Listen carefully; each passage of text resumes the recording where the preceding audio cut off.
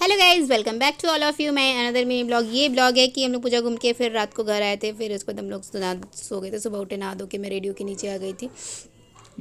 और इसके बाद मैंने नाश्ते में आज बनाया था सब्जी और अगेन पूड़ी। आप लोग भी सोच रहे होंगे ये लड़की कितना सब्जी और पूड़ी बनाती है। यहाँ पे मैंने आलू की कुकर वाली सब्जी, कचौड़ी वाली सब्जी और पूड़ी बनाया था नाश्ते में। इसको नाश्ता वास्ता करने के बाद मैं लग गया खाने की भी तैयारी करी थी। खाने में भी मैंने बनाया था झींगे की सब्जी और दाल और चावल। इसके बाद मैंने यहाँ पे सब्जी वब्जी कट करके जल्दी जल्दी से झींगा की सब्जी चावल बना लिया था। सब्जी चावल बनाने के बाद वापस से हमारी प्लानिंग थी आज फिर निकलेंगे कहीं घूमने के लिए।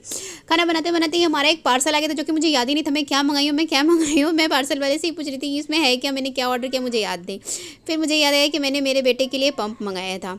उसको साइकिल में हवा भरने वाला पंप चाहिए था। उसके साइकिल का जब भी हवा निकल जाता था तो पंप के लिए वो पड़ा रहता था, हवा नहीं भर पाते थे। तो ये पंप अच्छा आया है, ये हमने यूज करके देखा। इसके बाद शाम को फिर हम लोग निकल गए थे पूजा घूमने। आज सबसे पहले हमने विजिट किया था जहाँ पे बनाया हुआ था मिशन सिंदूर संतोषपुर। वहाँ पे बहुत अच्छा लगा हमें। यहाँ पे ये देख के पूरी स्टोरी यहाँ पे बता रहे थे, अच्छा लगा एकदम। मतलब इस टाइम पे ना हमारे रो में भी काँप रहे थे जब हम लोग ये पंडाल देखने के लिए गए थे।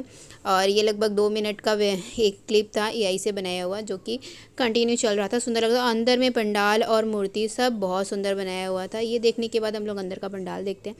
पंडाल देखने के बाद हम लोग वहाँ पे फंस जाते हैं, क्योंकि वहाँ पे क्या था कि एक बार शॉर्टकट हमने ले लिया था कि वहाँ से निकल पाएंगे, लेकिन निकल नहीं पाते हैं। देखिए अंदर के पंडाल की मूर्ति बहुत बड़े जगह में बनाई थी, हमें बहुत सुंदर लगी ये पंडाल।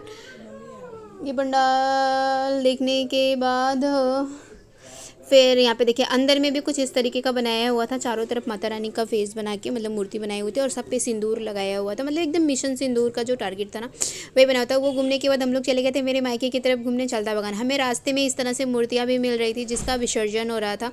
ये भी देखने में अच्छा लग रहा था, क्योंकि ये 10वीं के बाद वाले दिन का था। 10वीं के बाद वाले दिन क्या होता है ना कि फ्राइडे था और सारे विसर्जन हो रहे थे। यहाँ पे ये चलता बगान का फेमस पंडाल हम लोग देखा है। यहाँ पे देखो ये मूर्ति भी कितनी सुंदर लग रही है।